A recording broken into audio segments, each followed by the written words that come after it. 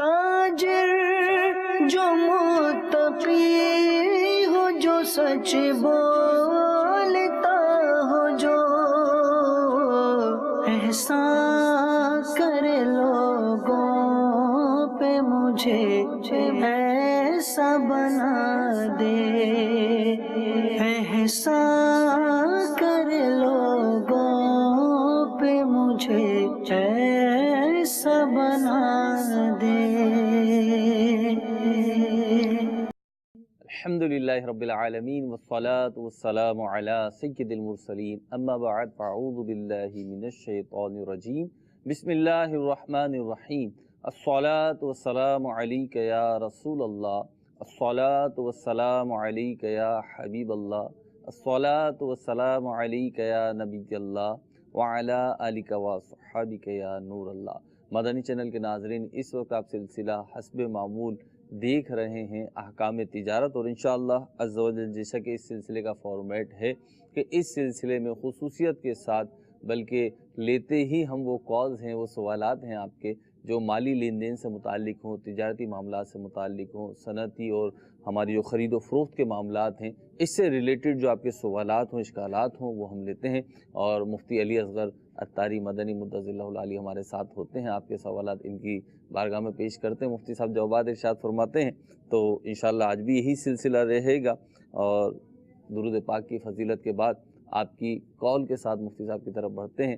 نبی کریم صلی اللہ تعالی علیہ وسلم کا فرمان ہے کہ جو شخص میری طرف شوق و محبت کی وجہ سے دن اور رات میں 3 بار درود پاک پڑھے، اللہ رب العزت پر حق ہے کہ اس شخص کے اس دن اور اس رات کے گناہ بخش دے۔ صلو علی الحبیب صلی اللہ تعالی علی محمد صلی اللہ تعالی علیہ وسلم۔ آپ کی کال لیتے ہیں اور پھر مفتی صاحب کی طرف بڑھتے ہیں۔ جی، مجھے یہ سوال پوچھنا ہے کہ میں نے ایک دکان کرائے پر لینے کے ارادے سے ایک شخص سے بات کی، تو وہ مجھے ایک بروکر کے پاس لے گئے۔ ان بروکر نے مجھے ایک دکان دکھائی اور کہا کہ یہ دکان آپ کو مثال کے طور پر 7,500 روپے کرائے پر ملے گی۔ تو میں نے ان کا کچھ کم ہوں گے، انہوں نے کہا 7,000 روپے بھی نہیں ہوں گے۔ پھر میں نے جو وہ کسی اور سے بات کی تو انہوں نے بھی مجھے وہی دکان بتائی، وہ بروکر نہیں تھے، ایسے ہی تھے، اور انہوں نے مجھے کہا کہ بھائی آپ یہ ڈائریکٹ پارٹی کا نمبر لے لو۔ میں نے ڈائریکٹ پارٹی کو فون کیا تو وہ مجھے 6,000 روپے کرایہ پر دینے کے لیے فوری طور پر تیار ہو گئے نا۔ تو اب اگر میں یہ دکان کرایہ پر حاصل کرتا ہوں تو بروکر کو مجھے بروکری دینی پڑے گی یا نہیں، اس کے بارے میں شرعی رہنمائی فرما دیجیے۔ السلام علیکم۔ وعلیکم السلام ورحمۃ اللہ وبرکاتہ۔ الحمدللہ رب العالمین والصلاة والسلام علی سید الانبیاء والمرسلین، اما بعد فاعوذ باللہ من الشیطان الرجیم، بسم اللہ الرحمن الرحیم۔ ایسی صورتحال ہو جاتی ہے اور بروکر اور پارٹی کے درمیان اس طرح کی کشمکش کے مراحل بھی آتے ہیں۔ دیکھیے، بروکر جو اجرت لیتا ہے وہ اپنے کام کے بدلے میں لیتا ہے، وہ کام جو اس نے اپنی پارٹی کے لیے کیا ہوتا ہے۔ آپ نے جب یہ سنا کہ 7,500 کرایہ ہے اور وہ 7 کرنے کے لیے بھی راضی نہیں ہوا، ایک طرح سے آپ نے چھوڑ دیا اس کو، اور ایسا نہیں ہے کہ وہ اس بروکر نے مزید آگے بھاگ دوڑ کی ہو اور محنت کی ہو اور جو آپ کا مطلوبہ کام ہے وہ کروایا ہو۔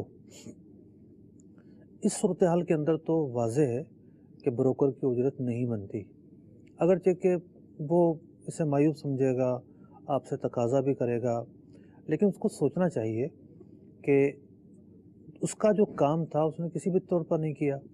بھائی، بروکر کا کام ہوتا ہے سب سے پہلے پارٹی کو ملوانا، ریٹ طے کروانا، اس میں اس کی ناکامی، پھر اس سے آگے بھی بروکر کے مراحل ہوتے ہیں، کچھ جو ہے نا وہ ڈاکومنٹس کی تیاری میں بھی ان کا کچھ نہ کچھ حصہ ہوتا ہے، کتنا جو ہے وہ بیانہ رکھا جائے گا، کتنا نہیں ہوگا، پورا سیٹلمنٹ کروانا، بروکر کے جو اقدامات ضروری بنتے ہیں، ان صاحب نے ان میں سے کسی بھی اقدام میں حصہ نہیں ملایا۔ صرف دکان بتا دینا یا کرایہ بتا دینا ایسے کام نہیں ہے جس کی وجہ سے اجرت کا مستحق کوئی ہو، یعنی بروکری کے عرف میں بھی ایسا نہیں ہوتا۔ جس مقصد کے لیے جو ہے وہ بروکر محنت کرتا ہے، جب وہ کام ہی نہیں ہوا تو بروکری کا مستحق بھی نہیں ہے۔ ٹھیک ہے، مطلب ایک سوال کا جواب دیتے، کئی دفعہ سوال آیا ہمارے پاس کہ سودا کیا لیکن پھر وہ پایا تکمیل تک نہیں پہنچا اور کوئی کینسلیشن کی اس کی صورت بن گئی, کسی ایک طرف سے ختم ہو گیا یا دونوں طرف سے ختم ہو گیا. تو اس کے جواب میں اکثر آپ نے یہ جواب ارشاد فرمایا ہے کہ میوچل انڈرسٹینڈنگ سے جب ایک سودا ہو گیا, جو میں سمجھ پایا ہوں, یہ کسی نے سوال کیا تھا, میوچل انڈرسٹینڈنگ سے کے بعد سودا کینسل کیا جا سکتا ہے. لیکن بعضوں کا صورتحال یہ ہوتی ہے کہ یہ میوچل انڈرسٹینڈنگ بن نہیں رہی ہوتی, باہمی رضامندی بنی نہیں رہی ہوتی. اب وہ ایک پارٹی جو ہے ایک طرفہ طور پہ سودا کینسل کرنے پہ تلی ہوئی ہوتی ہے اور وہ سودا گویا کہ کینسل کر بھی دیتی ہے جبکہ رقم اس کے پاس ہے, چیز اس کے پاس ہے. تو ایسی صورت میں کیا حکم ہوگا؟ یعنی بروکری سے ہٹ کر ایک اور سوال. جی جی, اس سے ہٹ کے سوال. ایسی صورتحال پیش آتی ہے کہ اصل اختلاف ہوتا ہے, مختلف وجوہات ہوتی ہیں اختلاف کی. مثال کے طور پر ایک وجہ یہ ہو سکتی ہے کہ دونوں پارٹیوں کا ادھار میں سودا ہوا, ٹھیک ہے, اب سامنے والے کا پیسوں کا تقاضا ہے, صحیح, جناب آپ پیسے دیں. ٹھیک ہے, اس نے 2-3 مہینے لیے, پھر بالآخر اس نے دیکھا کہ مجھ سے تو نہیں بن سکے گا. ٹھیک ہے, اب صورت یہ دیکھیے کہ چلو کینسل کر دیتے ہیں, ابھی جی کینسل کر دو, نہیں لینی. ٹھیک, تو اس کے دل میں ضرور یہ بات آتی ہے, لیکن سودے کی اہمیت تو نہ رہی. جب سودا ہوا ہے تو فریقین کی رضامندی سے ہوا ہے, ٹھیک ہے, اور فریقین کی رضامندی کے بغیر سودا کینسل نہیں ہو سکتا. ٹھیک, بعض لوگ کیا کرتے ہیں کہ سودا کر لیا, جی ڈن ہو گیا, بات بہت آگے تک چلی گئی, ٹھیک, بعض اوقات قبضہ بھی ہو جاتا ہے, جی یا مشترکہ کاروبار تھا, ایک پارٹی نکل رہی ہے, نکل گئی. جی پھر جب دیکھتے ہیں کہ مارکیٹ کا اتار چڑھاؤ آ گیا ہے, جی, پھر واپس آتے ہیں کہ نہیں جی نہیں, یوں کر لیں اور یوں کر لیں. ٹھیک ہے, ریکویسٹ کرنا ایک حق بنتا ہے, ٹھیک, ریکویسٹ کر کے دیکھ لیں, ریکویسٹ کرنا منع نہیں ہے. لیکن وہ پارٹی کیا رسپانس دیتی ہے, وہ اس بات پر راضی ہے یا نہیں راضی ہے. راضی اگر وہ نہیں ہوتی تو یک طرفہ سودا کینسل نہیں ہو سکتا. تو پھر اس کی صورت کیا بنے گی؟ سودا کینسل ہوا تو پھر کیا ہوا؟ یہ یعنی ایک چیز ہے کہ ایک سودا کیا کے طور پر, اب جس چیز کا میں نے سودا کیا ہے, میں بھی کاروباری آدمی ہوں, مجھے وہ چیز آگے بیچنی تھی, آگے سے ڈیمانڈ ہو گئی ختم. جب آگے سے ڈیمانڈ ختم ہوئی, مجھے دکھا کہ اب یہ میں مال اٹھا لوں گا تو آگے تو نکلے گا نہیں. اب میں نے پیچھے والے کو سودا کینسل کر دیا. کینسل یوں کر دیا کہ سودا ہوا تھا کہ جی یہ موبائل فون ہے, یہ 50 پیس میں آپ سے لوں گا اور اس پیمنٹ پہ لوں گا, لیکن پیمنٹ تو میں نے ابھی کی نہیں, ابھی زبانی ہمارا سودا ہوا تھا, پیمنٹ میرے ہاتھ میں, تو میں نے یک طرفہ طور پہ کینسل کر دیا. وہ بیچارہ مجبور ہے کہ جب میں پیسے دوں گا ہی نہیں, تو اب اس کا حکم کیا ہوگا؟ مطلب دیکھیں, بعض مواقع پر جو صاحب حق ہے, یعنی جو بیچنے والا ہے, جی, مثال کے طور پر خریدار نہیں مان رہا, جی, یہ بھی ہو سکتا ہے کہ بیچنے والا نہ مان رہا ہو. جی, ہم ایک مثال فرض کر لیتے ہیں, خریدار نہیں مان رہا, سودا کرنے کے بعد وہ مکرنا چاہتا ہے یا پھرنا چاہتا ہے, کینسل کرنا چاہتا ہے. تو مارکیٹ میں لوگوں نے مختلف طریقے ایجاد کر رکھے ہیں کہ اس کا کیا حل. تو وہ یہ کہتے ہیں کہ اچھا ٹھیک ہے, جب سودا کیا ہمارا تو 5 لاکھ کا ریٹ تھا اور اب ریٹ ہے 4.5 لاکھ کا, تم ڈیفرنس دے دو. جی, ڈیفرنس دے کے نکل یہ جاؤ. بھی ہوتا تو ڈیفرنس لیا جا رہا ہے, یہ سودی معاملہ ہوتا ہے. یعنی جو پیسے لیے گئے ہیں وہ کسی چیز کا عوض نہیں ہے, ٹھیک ہے, کسی چیز کا بدل نہیں ہے وہ, صحیح, تو ڈیفرنس کا لینا جائز نہیں ہے. ٹھیک, اچھا, بعض لوگ بیانہ ضبط کر لیتے ہیں, یہ بھی درست نہیں ہے, ٹھیک, ایسا کرنا بھی جائز نہیں ہے.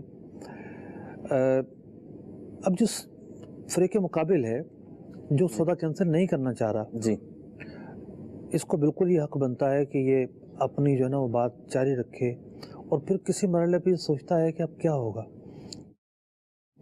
میں کورٹ کچہریوں میں جاؤں گا تو دھکے کھانے پڑیں گے, جی, اور اگر جو ہے نا وہ معاملہ لے کے جاتا ہوں مارکیٹ میں تو 100 پریشانیاں ہوں گی. ٹھیک, تو اس کے پاس نہ چاہتے ہوئے جو حل ہے جی, وہ یہی ہے کہ رضامند ہو جائے. ٹھیک ہے, یعنی سودا پھر کینسل ہی کرے. مطلب ایک فریق کے کرنے سے تو کینسل نہیں ہوگا, ٹھیک, لیکن اب حالات اگر ایسے بن گئے ہیں, کوئی راستہ نہیں نکل رہا, جو ایک عقلی حل ہے وہ یہی ہے ٹھیک, کہ پھر اس کو سودا کینسل کرنا پڑے گا. ٹھیک ہے, تو جب تک یہ راضی نہیں ہوگا کینسل نہیں ہوگا, راضی ہو جائے گا کینسل ہو جائے گا. ٹھیک ہے جی. دوسرا فریق کو بہرحال راضی کرنا ہوگا یا اس کو ہونا پڑے گا راضی, تو جب اس ہونا پڑے گا. تو دیکھیں جبری صورت ہے, نہ چاہتے ہوئے, جی, سامنے والا ایسے حالات پیدا نہ کرے کہ وہ نہ چاہتے ہوئے اس پر زور ڈالے. ٹھیک ہے, تو مارکیٹ کے تقاضے ایسے بن جائیں کہ وہ راضی ہو جائے, گویا کہ جیسا بھی آپ نے مثال دی. ٹھیک ہے, اگلی کال دیجیے. अस्सलामुअलैकुम वरहमतुल्लाहि वबरकातुहू। वालेकुम अस्सलाम वरहमतुल्लाहि वबरकातुहू।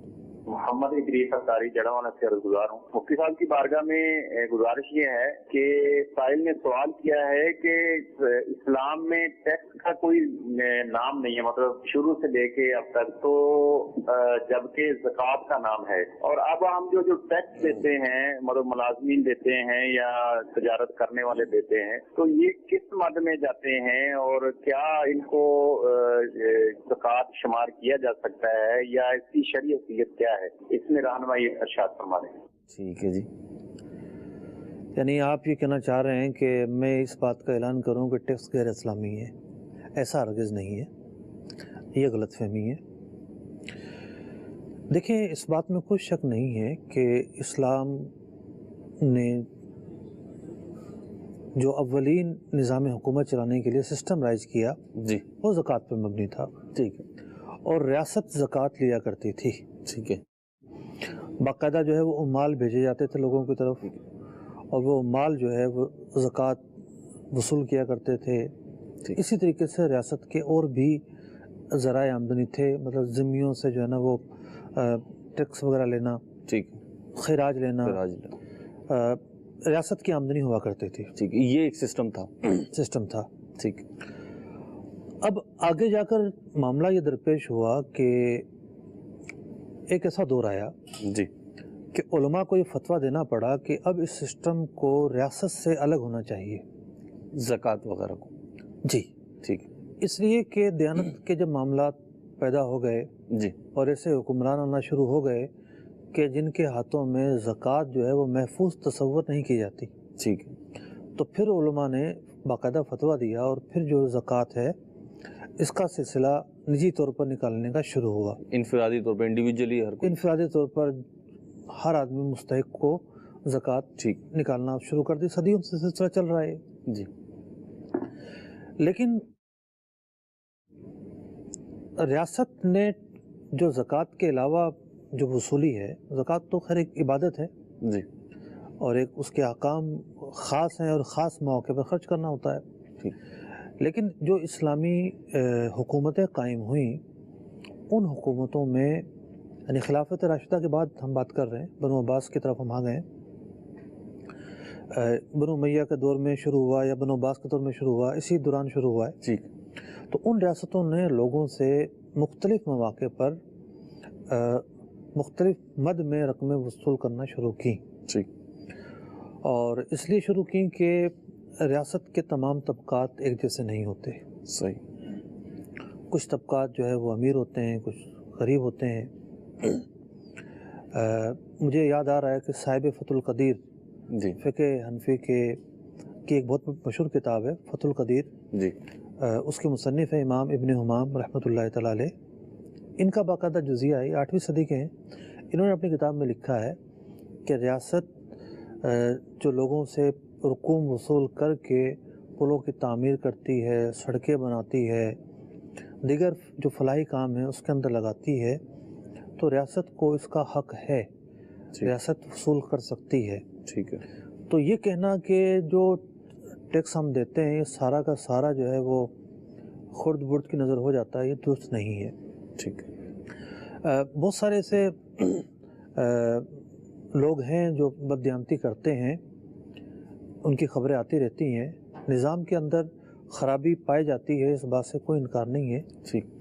लेकिन अगर टैक्स ना दिया जाए तो ममालिक कैसे चलेंगे?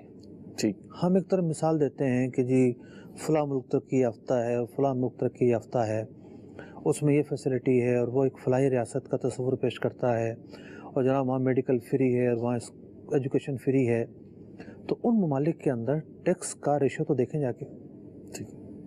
टैक्स पेयर ज़्यादा है। अब आप यूके में चले जाएं, जी, यूके में जो सैलरी दी जाती है वो महीनों के हिसाब से नहीं दी जाती।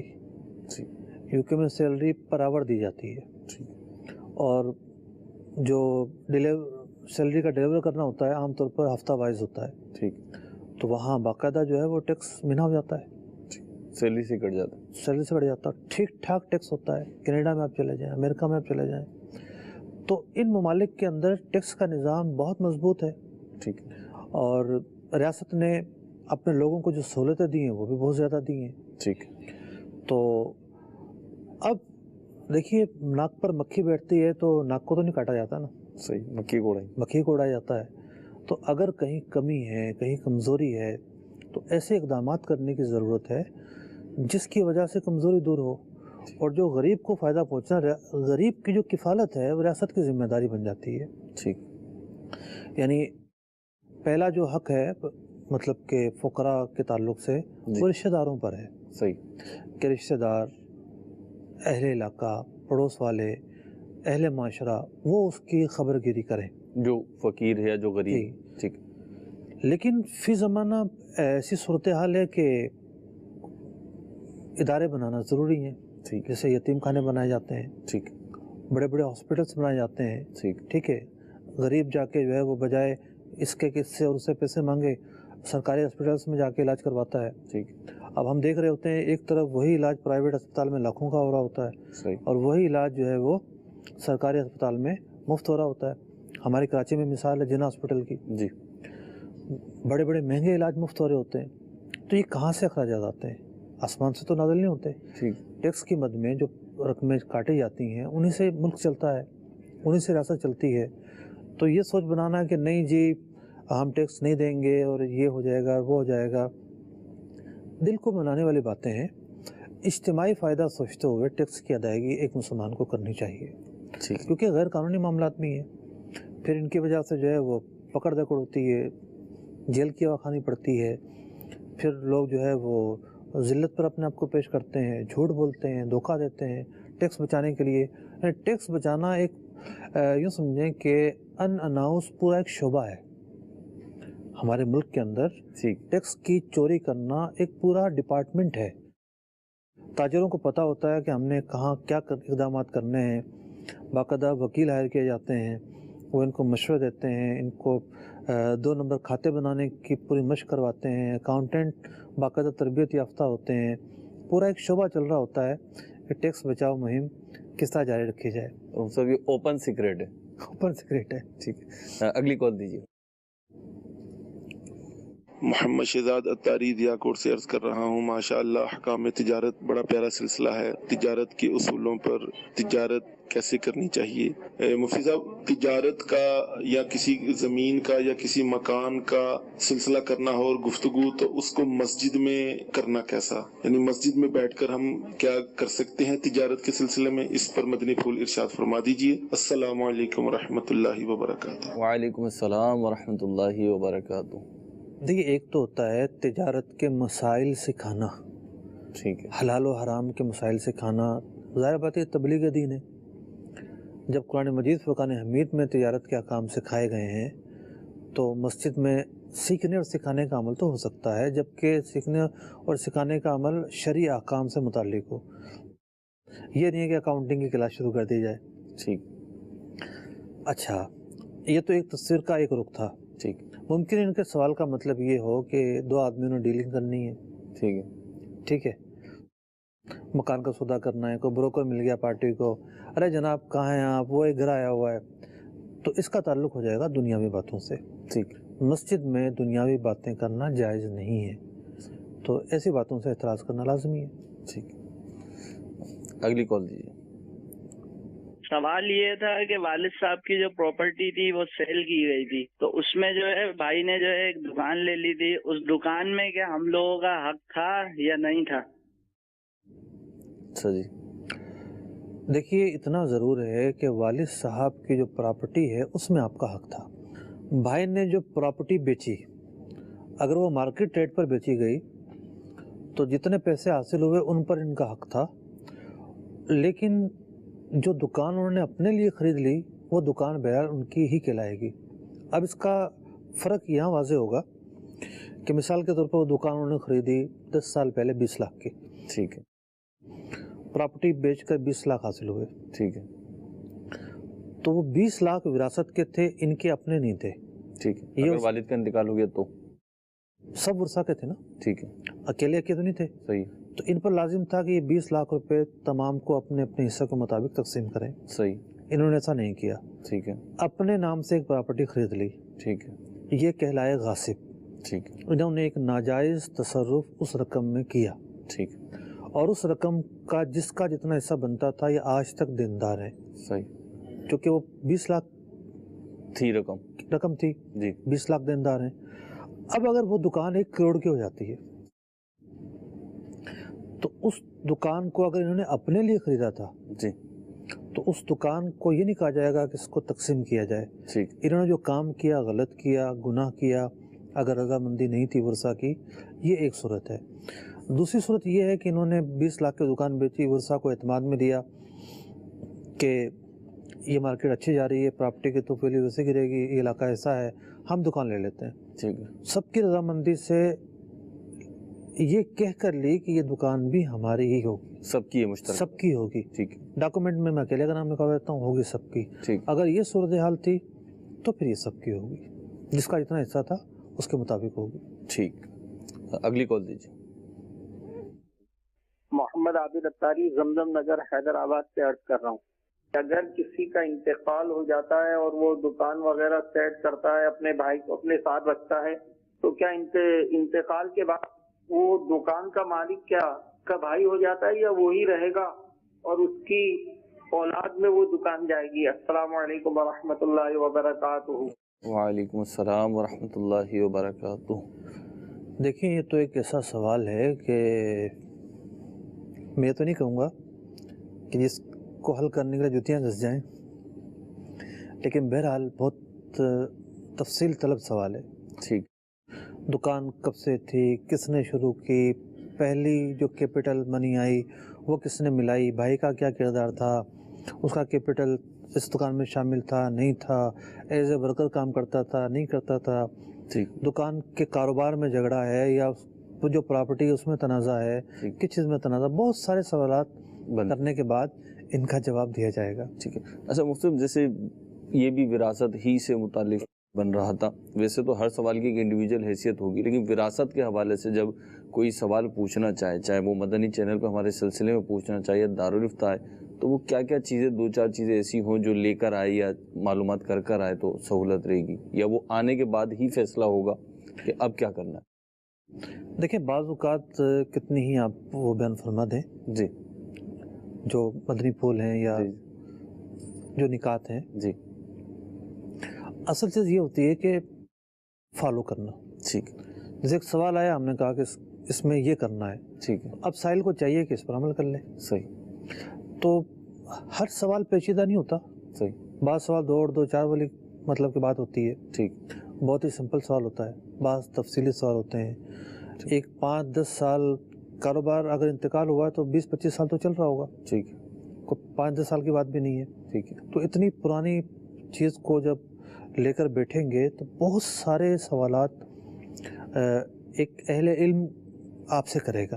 ٹھیک اس کے بعد وہ متعین کرے گا کہ یہ حق اس کا ہے اور یہ حق اس کا ہے. ٹھیک ہے. مختلف پہلو کلیئر ہوں گے پھر ہی جواب بالکل آئے گا. اگلی کال دیجیے. محمد ندیم ضلع اکاڑے سے بول رہا ہوں جی. ہم نا سکریپ کا کام کرتے ہیں تو ڈیری کا سودا کرتے ہیں، تو وہ سامنے والا کہتا ہے کہ آپ بتاؤ، ہم کہتے ہیں کہ آپ بتاؤ، تو ہمیں یہ پتا ہوتا ہے کہ پتہ نہیں وزن یہ 17 کلو یا 18 کلو ہے، ٹھیک ہے نا، تو ہم اس کو بتاتے ہیں کہ بھائی یہ 10 کلو ہوگا، یہ ہم اندازے سے بتاتے ہیں، کیا یہ ٹھیک ہے ہمارے لیے؟ ٹھیک ہے جی. اصل میں عورتوں میں سے عادتیں پائی جاتی ہیں، اور پیچھے دکان والا تو اتنے کا دے رہا تھا، ٹھیک بھلے وہ اس دکان پہ ساری زندگی نہ گئی ہوں، یعنی وہ ایسے فرضی طور پہ بول دیا. ٹھیک ہے، اور مقصد ہوتا ہے کہ سامنے والے پہ ذرا پریشر ڈالنا. جی اور پہلے جو چیز لے کر گئے تھے وہ تو خراب نکلی، الگ وہ خراب نہ نکلی ہو، ٹھیک ہے. تو دکاندار کو روب میں لانا. تو حقیقت کے خلاف اگر بات کی جاتی ہے جی تو جھوٹ کہلاتی ہے. صحیح. تو اگر یہ سمجھتے ہیں کہ واقعی یہ 10 کلو ہے، جی یہ 11 کلو معلوم ہو رہا ہے، تو ٹھیک ہے بول دیں، ٹھیک ہے. لیکن پھر بھی محتاط کلام بولا جائے، اور کہ یہ زیادہ مال نہیں ہوگا، اتنے سے اتنے تک کا ہوگا، یعنی جو فی الواقع ان کا ذہن بن رہا ہے جی کہ یہ اتنا ہوگا وہ اس کو ظاہر کریں. اچھا، یہ ظاہر کرنے کی ضرورت کیا ہے؟ ٹھیک ہے. آپ کو جو نا وہ بولی دینی ہے کہ بھائی اتنے کا دے دو، وہ کیا کہ اتنے کا ٹھیک ہے نہیں اتنے کا دے دو، थोड़ा सा इसमें जो ना वो कचरा वचरा भी निकल आएगा और थोड़ी सी जो ना मजदूरी भी देनी है, और इस तरह की मोहतात गुफ्तगू करे। समझता है कि वाक़यातन मेरा अंदाज़ा ये कह रहा है जी, तो बता दे मेरे अंदाजे में इतने का होगा। अच्छा, दूसरी बात ये कि अलबत्ता ये ज़रूर है, कोई ये ना तसव्वुर करे कि जनाब ये जब पता ही नहीं है कितने किलो है, तो वैसे तो ताकीद की जाती है कि जनाब जो चीज़ ख़रीदनी है वो मालूम होनी चाहिए, मुतय्यन होनी चाहिए, पता होना चाहिए कितना वज़न है। तो देखिए ये मसाइल उस वक्त हैं कि जब आप किसी चीज़ को ढेरी के हिसाब से ना ख़रीद रहे हो। ठीक है, जब किसी माल का सौदा आप ढेरी के हिसाब से कर रहे हो तो उसका वज़न मालूम होना ज़रूरी नहीं है, ढेरी आपके सामने होनी चाहिए, आप उसको उलट पलट करके देख लें ताकि माल एक जैसा है या नहीं है, इतना ही काफ़ी है। सर वैसे आपने जो मशवरे दिए ना, समझ में ही आता है मार्केट प्रैक्टिस के मुताबिक कि वज़न बताए नहीं। ये सुनार मार्केट में मिट्टी बिकती है, वो जो कारखानों में रोड्स पे होती है मिट्टी बिकती है। अब जो मिट्टी समेटते हैं ना, तो बेचने वाला जो होता है वो कहता है भाई इसमें तो इतना इतना सोना होगा, अब वो अंदाज़ा ही चल रहा है। ख़रीदने वाला कहता है नहीं इसमें इतना है ही नहीं। अच्छा, अब जब इसने ख़रीद लिया ना, अब इसे आगे बेचना है, तब ये वो बात कर रहा होता है जो इसका ख़रीदार कर रहा होता है। तो इसमें आफियत का रास्ता तो वही समझ में आता है। मतलब लोगों के अंदर ना ये एक नफसियाती तौर पर वो है, ऐब है, ये कोई होशियारी नहीं है जी, ये ऐब है कि आप जो है वो चाहते हैं कि तीर चलाएं लेकिन उस तीर की नोक ना हो। भाई तीर ऐसे चलाएं कि नोक तो हो। सामने वाला आपको 2 मिनट में जुटला देता है, तो फिर क्या रहता है? जैसे वो होता है ना, हमारे यहाँ बाज़ लोग आते हैं बेचने के लिए सामान, ज़्यादातर मशहूर हैं जो फेरी लगा कर बेचते हैं जी। 4000 की बोलेंगे जी, 2000 रुपये कसमें खा जाएंगे, 1 रुपया नीचे नहीं दूंगा, और 400 रुपये के देखे जाएंगे। ठीक है, तो हाथाती बात गलत साबित हो जाती है। ठीक, अगली कॉल दीजिए। मेरा मुफ्ती साहब की बारगाह में सवाल है कि अगर पीछे से कंपनी चोरी का माल लेकर आगे कस्टमर्स को दे तो क्या वो कस्टमर्स के लिए हलाल माल होगा या हराम? क्या वो उसके मालिक होंगे? बराए मेहरबानी जवाब इरशाद करवा दीजिए, जज़ाकल्लाह खैरा। ठीक है, कंपनी चोरी का माल लेकर दे, कोई शख्स चोरी का माल खरीदे और आगे कस्टमर्स को बेचे। चोरी के माल में मिल्कियत साबित नहीं हो सकती। ठीक है, यानी जो मालिक है वही मालिक रहेगा हमेशा के लिए, आगे भले 100 क्या 200 हाथों में घूम ले वो माल। ठीक, वजह इसकी ये है कि वो जो मालिक है उसका हक क्यों ख़त्म हुआ।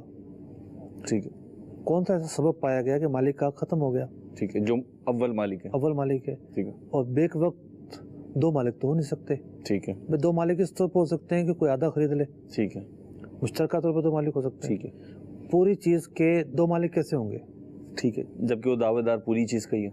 ठीक है ना, तो इसलिए फुकाहे कराम ये फरमाते हैं कि चोरी का जो माल है वो मिल्कियत में नहीं आता, और उससे जो नफ़ा उठाया जा रहा है वो नफ़ा भी हलाल नहीं है।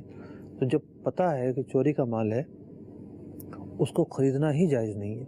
ठीक, उसको ख़रीदना गुनाह के काम में मुआविन बनना है, और कुरान मजीद फुरकान हमीद ने हमें गुनाह के काम में मुआविन बनने से रोका है। ठीक है। अच्छा मुफ्ती, जैसे आपने जो फरमाया बिल्कुल दुरुस्त है।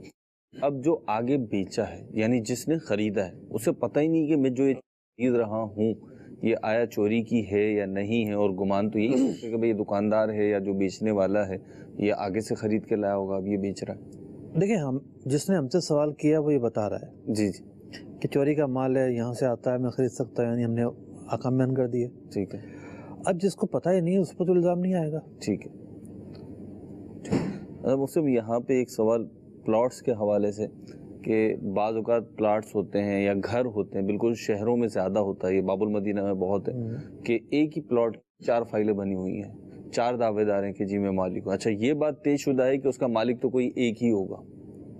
समझ में जो आता है, जो रूटीन हमने देखी है वो यही है कि साबित यही होता है कि कोई एक मालिक है और बाकी चीज़ें जो हैं वो हेरा फेरी से जो है बनाई गई होती हैं, लेकिन आम शख्स जो है वो उसको नहीं चेक कर पाता। और फिर दूसरी बात जो अभी आपने इरशाद फरमाई थी कि अगर उसे चेक करने के लिए जाएं हम तो फिर वो कानूनी तकाजे होते हैं और एक लंबी वो कहानी होती है।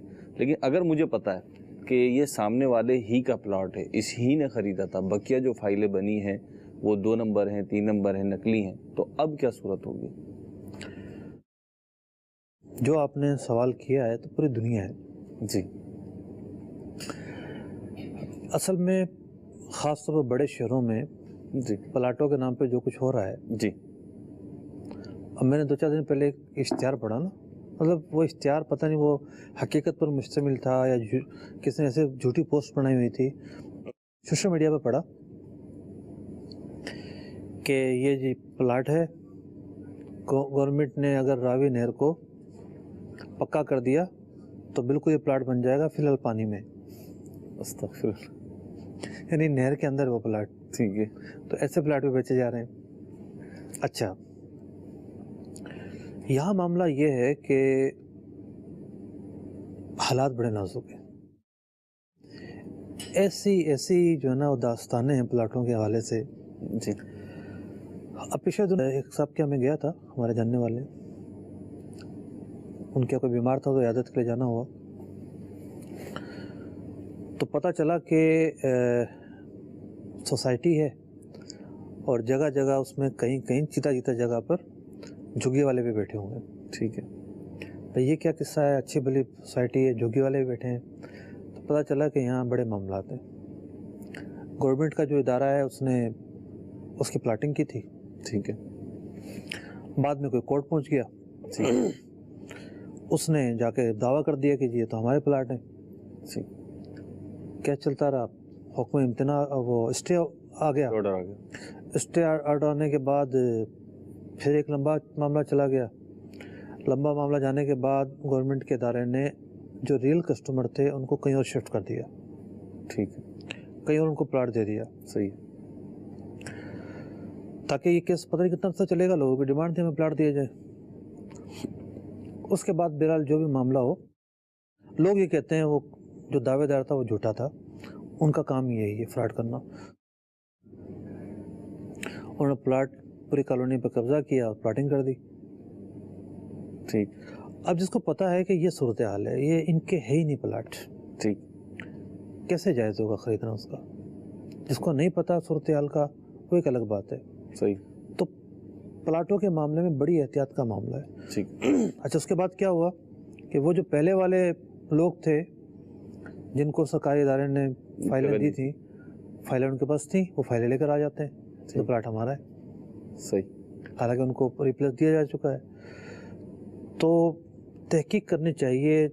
गरीब आदमी पूरी ज़िंदगी की जमा पूंजी लगाकर जी प्लाट ख़रीदता है और घर आबाद करने की कोशिश करता है। बाद में पता चलता है कि जनाब ये मामलात हैं और ये मामलात हैं। जहाँ थोड़ा भी डाउट हो वहाँ दीगर जहाँ आप चीज़ें सोचते हैं वो अपनी जगह पर जी। ये चीज़ भी मद्देनज़र रखें कि ये ना हो ये किसी और का हक हो। हम ऐसी जगह में आकर क़याम करें कि जहाँ गसब की जगह है और वहाँ कहाँ मतलब कि बरकतें मिलेंगी उस जगह पर। ठीक। अगली कॉल दीजिए। मोहम्मद शफीक अत्तारी रावलपिंडी से अर्ज कर रहा हूँ। मेरा सवाल यह है कि अक्सर आज जो सोसाइटियाँ बन रही हैं नई इस्लामाबाद में, कराची में, लाहौर में, ये जो सोसाइटियाँ बनती हैं इसमें प्लाटिंग होती है। ये प्लाटिंग होने के बाद कमोपेश 6 माह साल के बाद ये प्लाटिंग निशानदेही करते हैं। इनको यकीनन इनका प्लाट तो सामने आएगा, कल आएगा, परसों आएगा। इसकी खरीदो फरोख्त के बारे में मतलब शरई रहनुमाई चाहिए थी कि क्या ऐसे प्लाट ले सकते हैं? ये तो 100% है कि पीछे ये प्लॉट आने वाला है, 6 महीने या 2 महीने 3 महीने बाद प्लॉट सामने आ ही जाएगा। रुझान अब बढ़ रहा है इस तरह के प्रॉपर्टी के लेन देन का, और इदारे जो है वो इस तरह की प्रॉपर्टी की स्कीमें जारी करते हैं।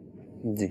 दारुल इफ्ता अहले सुन्नत का यही मौक़िफ़ है कि जब तक आपको नंबर नॉमिनेट नहीं कर दिया जाता और आप वहाँ खड़े होकर देख नहीं सकते कि ये मेरा प्लाट है, उस वक्त तक ऐसे प्लाट का ख़रीदना जायज़ नहीं है। क्योंकि जो शरीयत मुतहरा के क़वानीन हैं उनमें ये बात वाज़ेह है कि जो चीज़ आप ख़रीद रहे हैं आपको पता होना चाहिए कि आप क्या ख़रीद रहे हैं। ऐसे केसेस भी आए हैं कि जनाब जिस सोसाइटी ने प्लाट लॉन्च किए उसके पास तो इतनी ज़मीन ही नहीं थी, उसके पास ज़मीन थी 20 एकड़, उसने प्लाट जारी कर दिया 50 एकड़ के, लोगों से पैसे हासिल हुए और फिर आगे ज़मीनें खरीदी जा रही है। तो जो कानून शरीयत है कि जो चीज़ अपने मिल्क में ना हो उसे नहीं बेचा जा सकता, तो ये सूरत पाई गई यहाँ पर। ऐसी भी सूरतें हमारे सामने आई हैं कि वो सोसाइटी फुल हो गई जी, लोग फाइलें लेके घूम रहे हैं कि जी यहाँ तो हमारा ही प्लाट था। अब उनके मामला चल रहे हैं, केस चल रहे हैं। तो जब तक प्लाट ऐसी सूरत صورتحال میں نہ ہو کہ وہ پلاٹ کا نمبر نومینیٹ ہو چکا ہو، کہ فلاں نمبر پلاٹ ہے، فلاں بلاک کے اندر ہے، فلاں سوسائٹی کے اندر ہے، اور آپ جا کے وہ پلاٹ دیکھ نہ لیں، اس وقت تک اس طرح کے پلاٹ کا خریدنا اور بیچنا جائز نہیں ہوگا۔ ٹھیک ہے، ایک اور کال دے دیجیے۔ سوال یہ ہے کہ کچھ تاجر لوگ، کچھ دکاندار ایسے ہوتے ہیں کہ جب ان کے پاس کوئی گاہک آتا ہے، مثال کے طور پہ ایک گاہک آ جاتا ہے 10,000 روپے کا، پلاتے بھی ہیں، چائے بھی پلاتے ہیں، ان کے پاس ایک گاہک آ جاتا ہے 1,000 روپے کا، ان کو مطلب ہے کہ وہ بٹھاتے بھی نہیں، چائے بھی نہیں پلاتے، ان کا یہ طرز عمل دکانداروں کا، تاجروں کا یہ طرز عمل کیسا ہے؟ ٹھیک ہے جی، 10 والے کو چائے پلاتے ہیں، 10 جو بڑا خریدار ہے اس کو چائے بھی پلا رہے ہیں، بیٹھا بھی رہے ہیں اور پروٹوکول بھی دے رہے ہیں، جو چھوٹا کسٹمر آ رہا ہے اس کو وہ ویلیو نہیں دے رہے ہیں۔ دیکھیں پروٹوکول کے جو استحقاق ہیں وہ مختلف ہیں۔ مثال کے طور پر کوئی اہل علم ہے، وہ تعظیم کا مستحق ہے، اس کی تعظیم کرنی ہے۔ نیک اور پرہیزگار آدمی ہے، وہ تعظیم کا مستحق ہے۔ ٹھیک، اسی طریقے سے قرابت داری جو ہے، قرابت داری اکرام اور تعظیم کا تقاضا کرتی ہے۔ ٹھیک، یعنی جو قریب رشتہ دار ہیں ان کا اکرام بھی کرنا ہے، تعظیم بھی کرنی ہے، اور جس کو ہم عام عرف عام میں کہتے ہیں چائے پانی پلا کر بھیجنا ہے، اس کا ایک تقاضا بنتا ہے۔ ٹھیک، گاہک کے حوالے سے ایسے اصول و ضوابط نہیں ہے، ٹھیک ہے، کہ بھئی ہر گاہک کو آپ نے پروٹوکول دینا ہی دینا ہے، ٹھیک، یا ہر گاہک کو آپ نے جو ہے وہ ٹریٹمنٹ کر کے ہی بھیجنا ہے۔ ٹھیک ہے، تو اس کے اندر ہوتا یہ ہے کہ کاروباری دنیا کے اندر مفادات دیکھے جاتے ہیں۔ ٹھیک ہے، مفادات اس اعتبار سے کہ اگر دکاندار ہر آدمی کو ٹائم دینا شروع کر دے، جی، اس کو بٹھائے 15 منٹ آدھا گھنٹہ دے، تو کام کیسے کرے گا؟ تو یہ ترجیح بنیادوں پر کام ہوتا ہے، اور اس طرح کی روایتیں بھی ہیں، انزل الناس منزلہم، کہ لوگوں کو حسب حیثیت ان کی تکریم کی جائے۔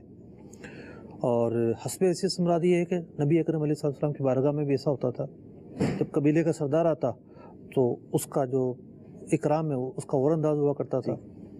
تو بعض اوقات پرسنالٹی ایسی ہوتی ہے یا ڈیلنگ ایسی ہوتی ہے، اس کا ایک فطری تقاضا ہوتا ہے اس کو اس انداز میں ڈیل کیا جائے۔